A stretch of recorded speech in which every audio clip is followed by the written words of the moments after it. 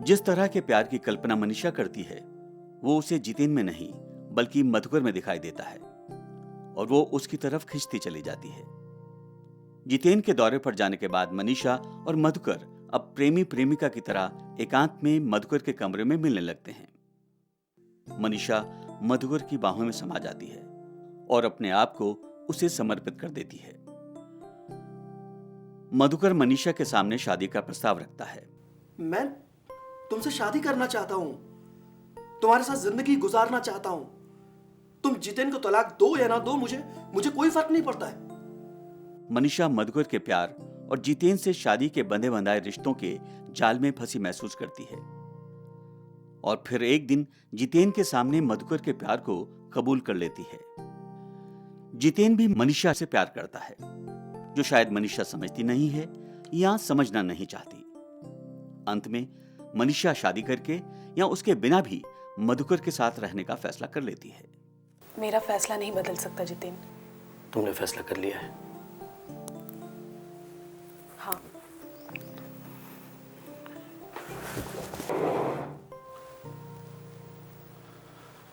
मैं ऑफिस जा रहा हूं, 3 बजे गाड़ी भेज दूंगा। ड्राइवर तुम्हें छोड़ देगा। मैं ऑटो से चली जाऊंगी। गाड़ी से जाना।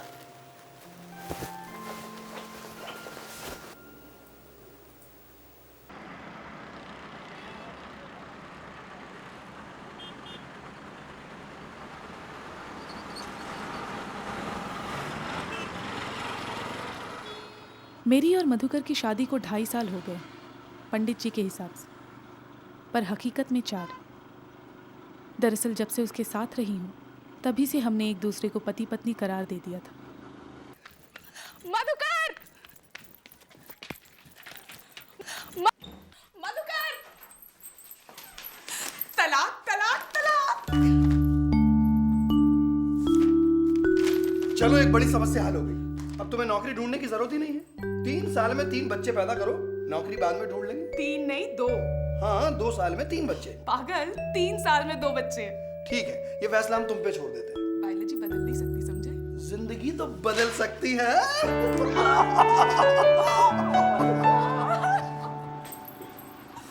शादी के ठीक कुछ दिनों बाद हमने प्यार का एक नया रूप, दोनों के अंश से पैदा एक नए जीव को जन्म देने का प्रयास किया, पर 4 महीने में ही प्रयास असफल हो गया।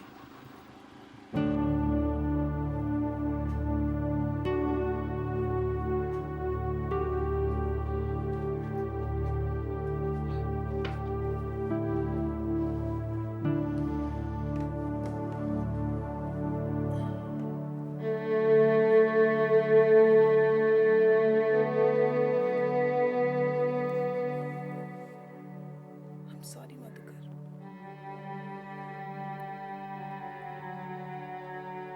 मैं 2 साल तक कंसीव नहीं कर सकती। कोई बात नहीं, हम 2 साल और हनीमून मना लेंगे। गर्मियों में नैनीताल चलें। क्यों नहीं? हमें तो परिवार नियोजन वालों की तरफ से इनाम भी मिलना चाहिए ना। पहला बच्चा अभी नहीं, 2 के बाद कभी नहीं।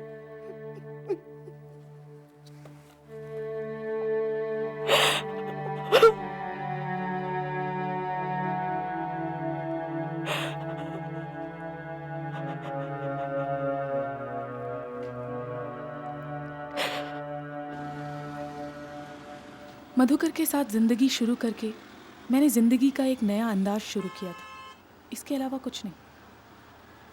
कभी एक दूसरे से मिलना ही हमारी जिंदगी का मकसद था। आज हम दोनों ही अपने असली रिश्ते से मुंह छिपाते फिरते हैं। पहले साथ होते थे तो और कुछ नहीं चाहते थे, पर अब साथ होते हुए भी अकेलापन कचोटता है। मनीषा, ये बटन। हाय। कौन सा? ये अच्छा सुनो, तुम तो सारा दिन कॉलेज में रहते हो, ऊपर से तुम्हारी यूनियन बाजी। मैं घर में सारा दिन अकेले अकेले ना बोर हो जाती हूँ, तो मैं सोच रही थी कि कुछ कर लूँ। पढ़ाओ, कहो तो बात कर लेता हूँ। नहीं नहीं, मुझे नहीं पढ़ाना। और क्या करोगी? इससे बढ़िया काम क्या हो सकता है? अगर बढ़िया काम होता तो हर दिन कॉलेज से आने के बाद चिल्लाते क्यों कि दिमाग खराब हो गया है? अब दिमाग तो खराब होता है, काम बढ़िया है। तो तुम कॉलेज इसलिए जाते हो कि वहाँ जाकर अपना दिमाग खराब कर सको और फिर घर आकर मेरा दिमाग खराब करो, क्यों? तुमसे जूझने में भी तो मजा आता है। बाय। बाय। जितेन से शादी के बाद मैंने उसकी हर मांग पूरी की, लेकिन मेरा अपना समय वैसा का वैसा ही खाली रहा। समय भरने के लिए कुछ तलाशने लगी, नौकरी सामने आई, पर शायद वो काफी नहीं थी। फिर एक दिन अचानक मधुकर सामने आकर खड़ा हुआ और मैंने उसकी मांग पर अपना हर पल उसके हवाले कर दिया। लेकिन अब समझ नहीं आ रहा कि वक्त लंबा हो गया है या मधुकर की मांग कम हो गई है। लगाव है, प्यार नहीं। जब ये तुम्हारा प्यार खत्म हो जाएगा तब किधर जाओगी? प्यार कभी खत्म नहीं होता। मनीषा, हर रिश्ते की अपनी एक एक्सपायरी डेट होती है। हर इंसान एक अरसे के बाद एक दूसरे से बोर हो जाता है। इस नष्ट होने वाली दुनिया में हर चीज नष्ट होती है और प्यार की भी अपनी एक मियाद होती है। एक दिन तुम्हारा प्यार भी खत्म होगा। यही नियति है और यही उसकी त्रासदी।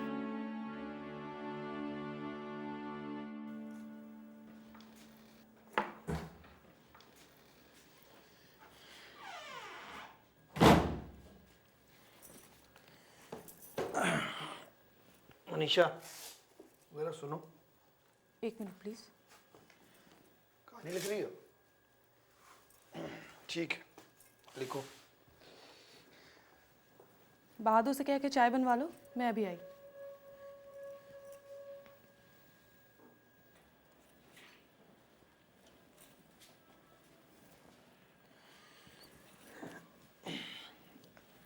अभी पूरी नहीं हुई?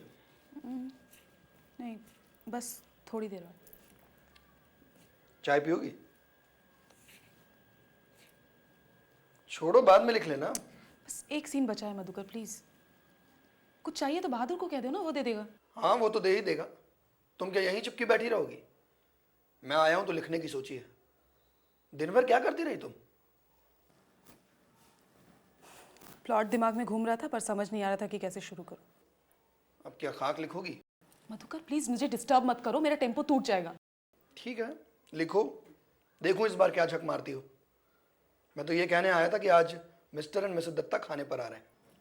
आज? पर आज क्यों? तुम्हारे हाथ के मटन कबाब की बड़ी तारीफ कर रहे थे। मैंने कहा आज ही आ जाओ। मटन मंगवा लिया है। मुझे पता है कि मटन कबाब मटन से ही बनता है, पर आज नहीं होगा। क्यों? आज कौन सा पहाड़ खोद रही हो? 2-4 उल्टी सीधी लाइनें कभी भी लिख लेना। मधुकर प्लीज। मैंने उन्हें आज आने के लिए कह दिया है। तो किसी को बुलाने से पहले मुझसे पूछ तो लेते। तो अपने दोस्तों को घर बुलाने के लिए मुझे तुम्हारी इजाजत लेनी पड़ेगी। मेरा ये मतलब नहीं था मधुकर। तो और क्या मतलब था? 1-2 दोस्त घर के आ गए, तुम्हारे लिए बड़ी समस्या हो गई। देखो मधुकर प्लीज समझने की कोशिश करो। बड़ी मुश्किल से मेरी ये कहानी बन पा रही है। अगर मैंने आज इसे लिखना छोड़ दिया ना तो फिर ये मेरे दिमाग से निकल जाएगा जो भी मैं एक हफ्ते से सोच रही हूँ। अच्छा ऐसा करो ना कि तुम उनको कभी और बुला लो खाने पे। नहीं, मैं एक बार बुला चुका हूं, अब दोबारा मना करने नहीं जाऊंगा।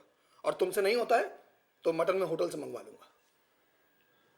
और खाना? वो भी आ जाएगा। तुम लिखो अपनी गाथा।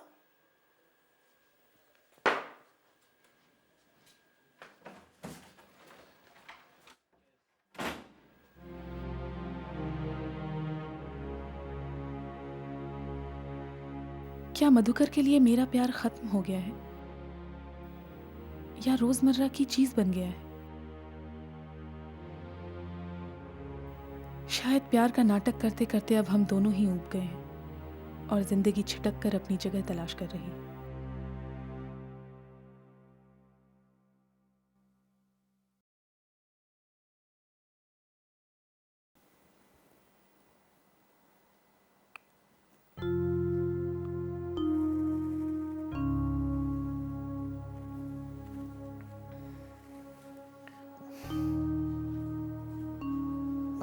कि हमेशा तुम्हारे पास रहूं।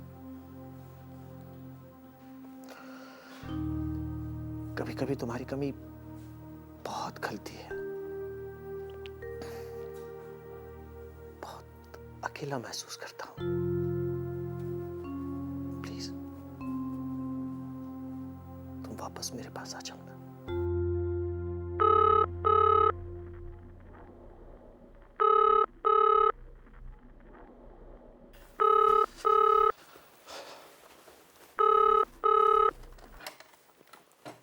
हेलो,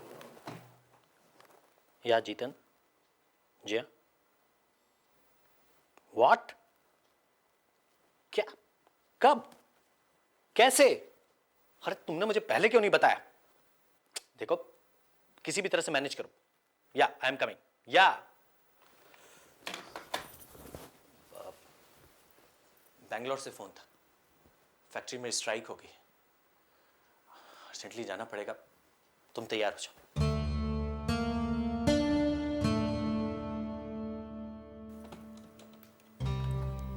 या रिसेप्शन, हाँ 704 से बोल रहा हूँ, चेकआउट करूँगा, मेरा बिल भेज दीजिए। और हाँ, एयरपोर्ट के लिए टैक्सी मंगाइए। या राइट नाउ। मैं जा रही हूँ। रुको ना, मैं एयरपोर्ट जाते वक्त तुमको गाड़ी से छोड़ दूंगा। थैंक यू जितेन, मैं घर का रास्ता जानती हूँ। मैं मधुकर से ऊबने लगी थी और अपनी ऊब से बचने के लिए मैं एक बार फिर जितेन के पास गई।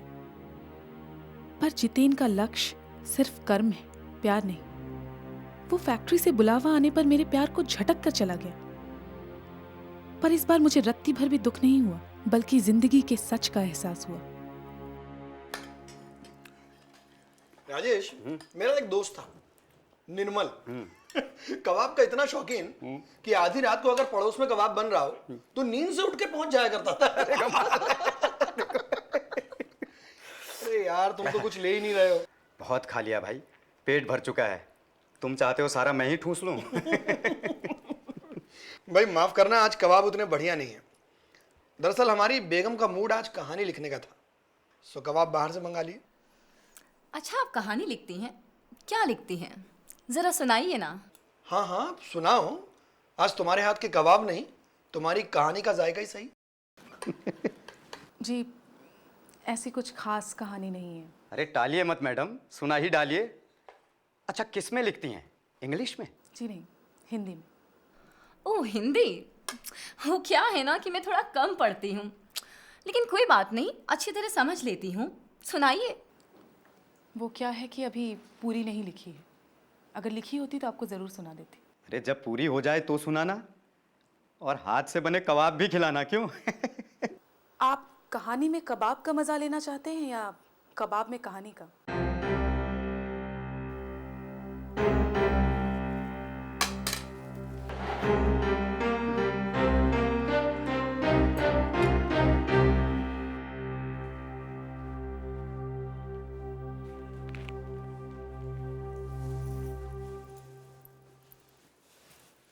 अगर तुम्हें कहानी नहीं लिखनी थी तो इतना नाटक करने की क्या जरूरत थी? सिर्फ इसलिए कि मैंने कुछ दोस्त खाने पर बुला लिए। तुम्हारा दिमाग खराब है क्या? तुमसे किसने कहा कि मुझे कहानी नहीं लिखनी थी? लिखनी थी तभी लिखने के लिए बैठी थी, लेकिन इतना काम सर पे आ गया तो कहानी क्या खाक लिखती। ऐसा क्या काम आ गया? क्यों? 4 लोगों का खाना नहीं बनाया मैंने? तो कोई कयामत आ गई? जैसे कबाब बाहर से आए थे, खाना भी आ सकता था। मधुकर, मैं कबाब भी घर पे ही बना लेती अगर तुम बाहर से लेकर नहीं आते तो। वैसे भी कहानी तो दिमाग से चली गई थी। वो भी मेरा ही कसूर है। नहीं, कसूर तो सारा मेरा ही है। वैसे भी तुम्हारी इस झिकझिक से कहानी का मूड तो सारा चला ही गया था। और मुझे समझ में नहीं आता है कि जब भी मैं कहानी लिखने के लिए बैठती हूं ना, तभी तुम्हारे सारे दोस्त मेरे घर पर क्यों आ जाते हैं? तो क्या मेरे दोस्त रोज खाने पर आते हैं? क्यों? पिछली बार ऐसा नहीं हुआ था। मैं बस कहानी का क्लाइमैक्स लिखने ही वाली थी कि तुम्हारे सारे दोस्त घर पर आ गए और तुमने फरमान जारी कर दिया कि आज खाना बनेगा। तुम मना कर देती जैसे आज कहा था। तुम्हारा मुंह नहीं सूझ जाता? तुम्हें इससे फर्क पड़ता है। तुम्हें जैसे बहुत फर्क पड़ता है मेरे होने या ना होने से। तुम्हें तो बस बहाना चाहिए मेरी खामियां निकालने के लिए। मैं तुम में नहीं मधुकर, मैं खुद में खामियां निकाल रही हूं। तुम तो पाक साफ हो ना, जब चाहो गंगा नहाओ। हो गया तुम्हें? What is wrong with you? There is nothing wrong with me. मैं बस अब तुम्हारी नजर में अपनी जगह पहचान गई हूं।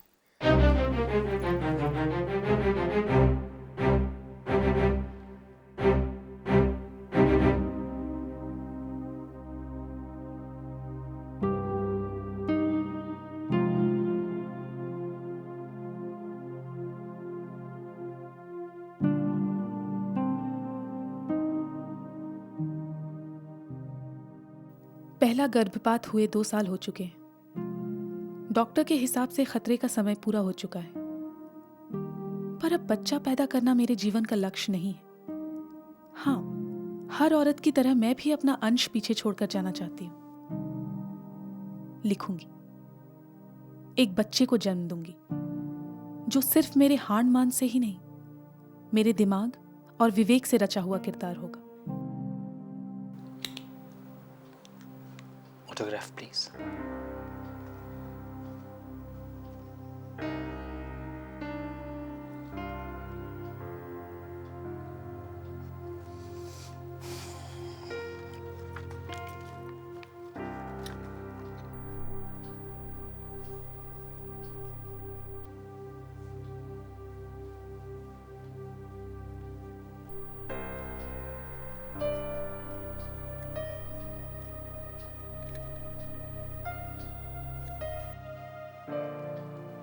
क्या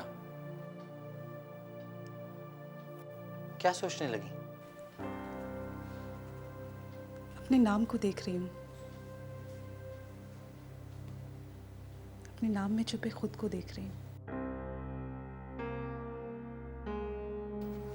मेरी जिंदगी में कितनी भी उथल पुथल हो जाए जितेन, ये एक मेरा नाम ही है जो मुझे मुझसे जोड़े रखता है।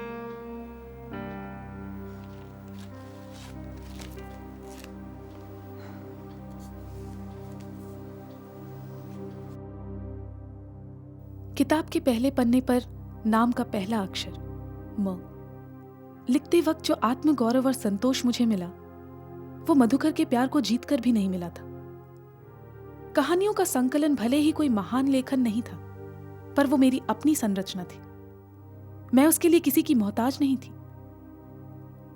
इसीलिए अब अकेलेपन की चिलचिलाती धूप मुझे नहीं डराती, बल्कि सहलाती है, मेरे पोर पोर को सींचती है।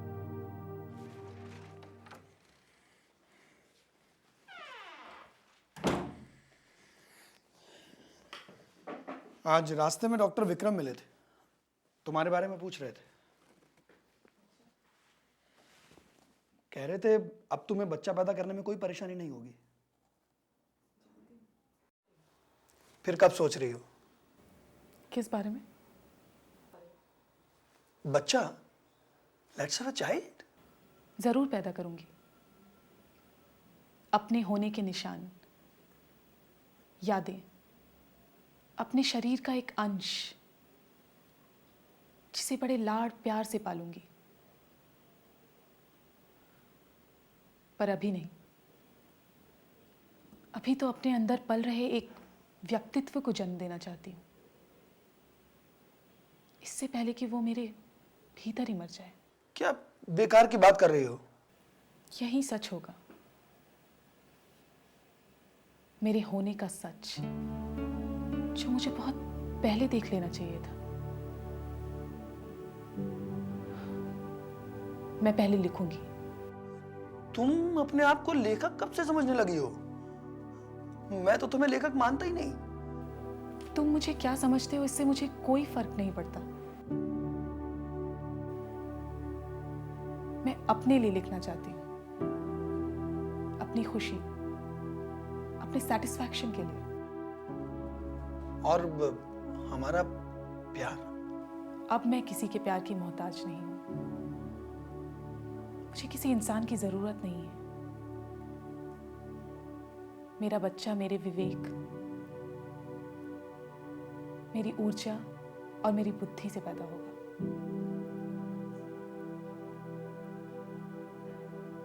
खाली समय बिताने के लिए अब मुझे किसी के सहारे की जरूरत नहीं है।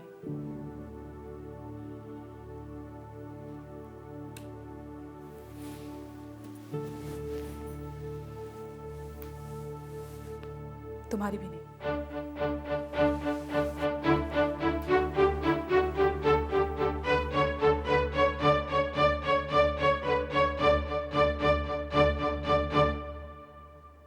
ये लीजिए, ये आपका उपन्यास छप चुका है। बैठिए ना। जी, धन्यवाद। किसी ने पढ़ी भी? हाँ हाँ, मैंने इसकी कुछ प्रतियां समीक्षकों को भिजवाई थी। खूब पसंद किया उन लोगों ने इसे। अब चलता हूँ। नमस्कार। नमस्कार।